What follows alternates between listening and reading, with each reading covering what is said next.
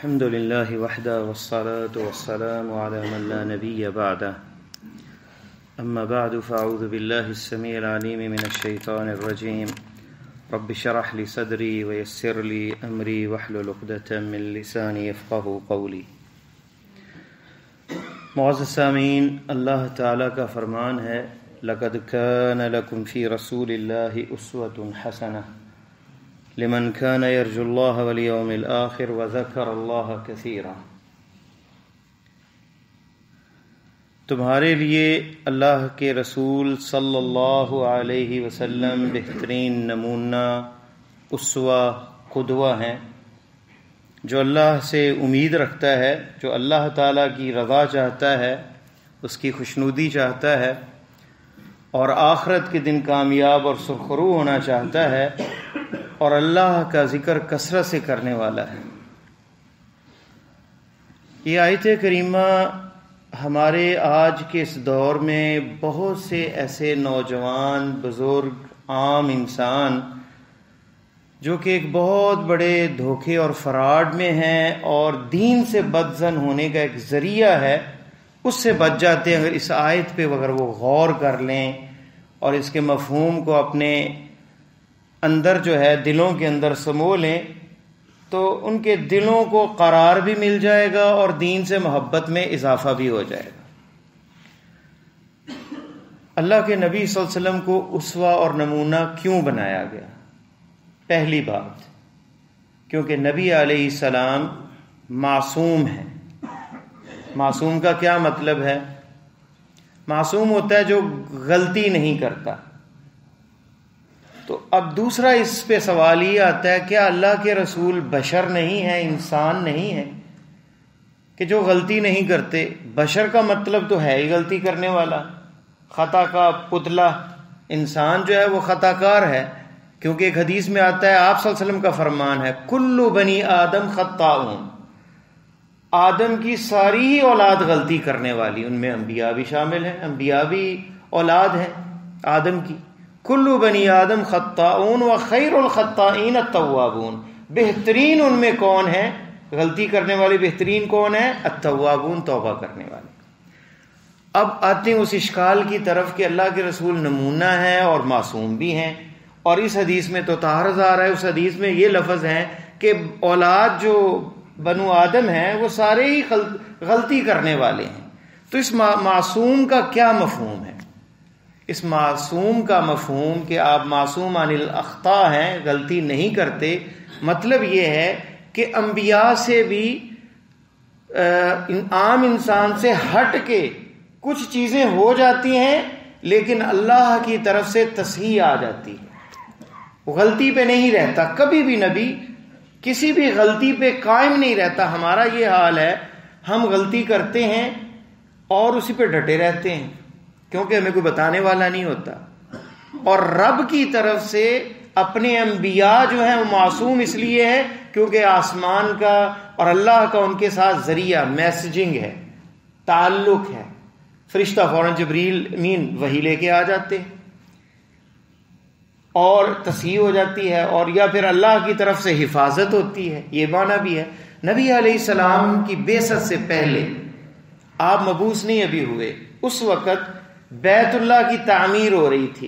نبی علیہ السلام نوجوان تھے، یہ بھی تعمیر میں حصہ لے رہے تھے۔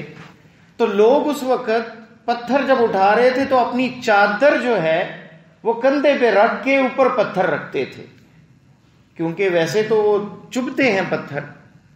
تو نبی علیہ السلام کو بھی آپ کے چچا نے کہا کہ آپ بھی اپنی چادر مبارک کو جو ہے، اس وقت آپ مبعوث نہیں ہوئے تھے، کہ اپنے کندھے پہ رکھیں اور آسانی ہوگی، تو ظاہر اس سے بندہ برہنہ ہوتا تھا۔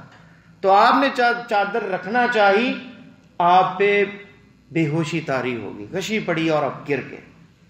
دوسرا واقعہ تاریخی بچپن کا، جب آپ نوجوان تھے اور بکریاں بھی چرائیں ہر نبی نے چراگاہ میں، تو ایک دفعہ کسی میلے کی طرف لے گئے آپ کو، کوئی دوست آپ کے کسی کے ساتھ یا رشتہ دار کے ساتھ، اور وہاں میلے میں کیا ہوتا ہے، اس میں شور شرابہ ہوتا ہے، اس کے اندر شاید وہ ڈھول اور گانے گونے بھی شاید ہوتے ہیں اس دور کے حساب سے۔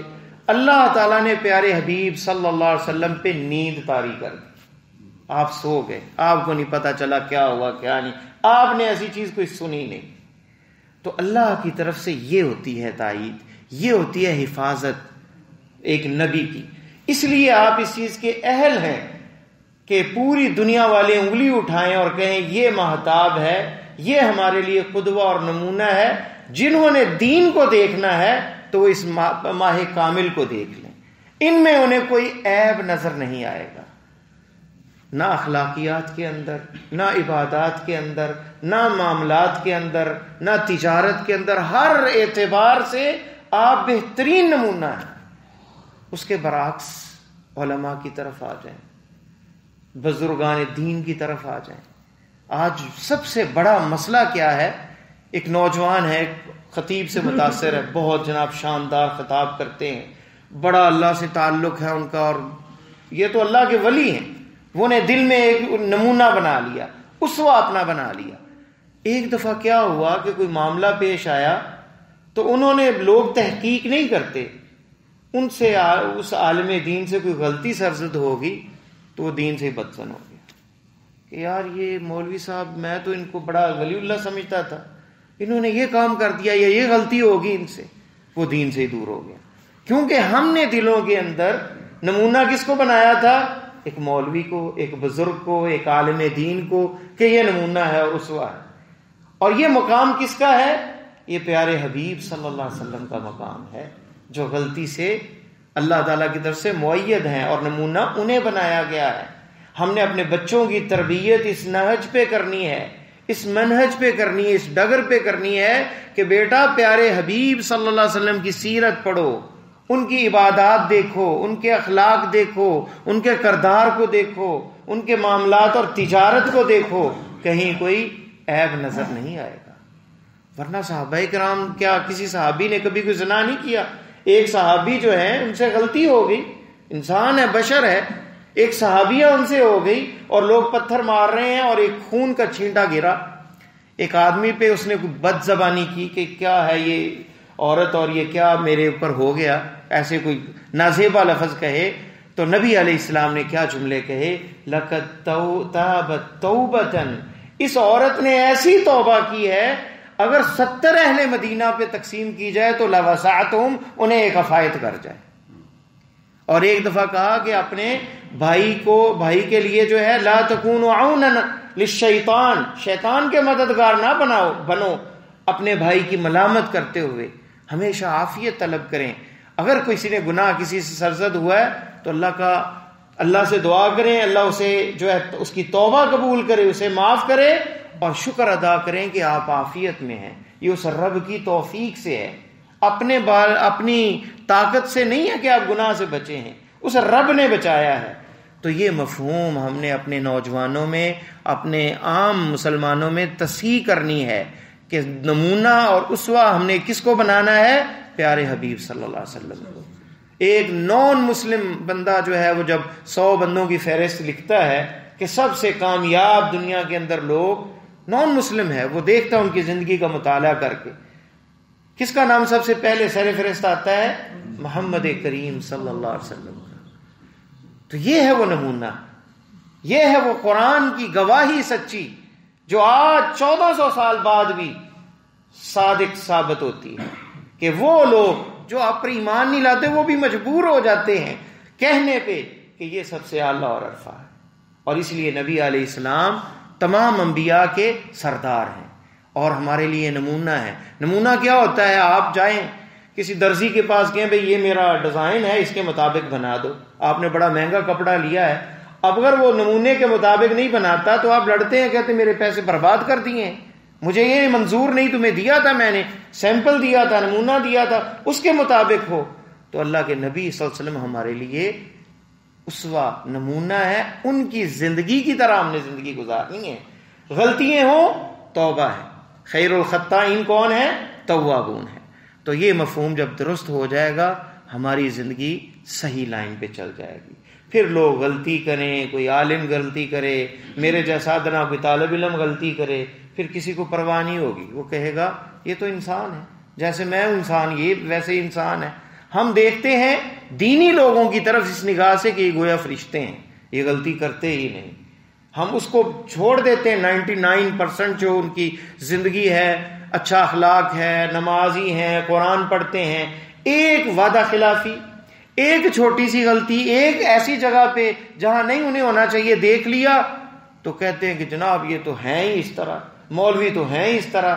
اب دیکھیں لاکھوں کے انسان، لاکھوں ہیں علماء، ہزاروں کی تعداد میں مدارس میں مدرسین ہیں، ایک مدرس کا لیک ہوتی ہے کوئی بات، غلطی اس کی ہے، غلط ہے، شیطان نے کیا جو بھی کچھ کیا، تو کیا سارے اہل علم اس طرح ہو گئے؟ سارے لوگ غلط ہو گئے؟ سارے عالم دین غلط ہو گئے؟ سارے مدرسے والے ایسے ہیں؟ بس ہزاروں چور چوری کرتے ہیں تو یہ کہے گا کہ سارے انسان چور ہیں، یہ سارے پاکستانی چور ہیں ایک چور چوری کرنے کی وجہ سے؟ تو یہ غلط ہے کہ ہم بلیم کرتے ہیں ایک بندے کی غلطی کو پوری قوم پر، پوری دیندار طبقے پہ لگا دیتے ہیں. ہمیں عدل اور انصاف کرنا ہے. اللہ تعالیٰ یہی کہتا ہے اعدلوا، عدل کرو، ہوا اقرب للتقوی، یہ تقوی کے زیادہ قریب ہے. تو سارے معاملات کو عدل کی نگاہ سے دیکھنا چاہیے. تو اسلام ہے ہی دین عدل کا، جس سے ہمارے سارے اشکال دور ہو جاتے ہیں. اللہ سے دعا ہے کہ اللہ مجھے اور آپ کو قرآن و سنت پر عمل کرنے کی توفیق عطا فرمائے.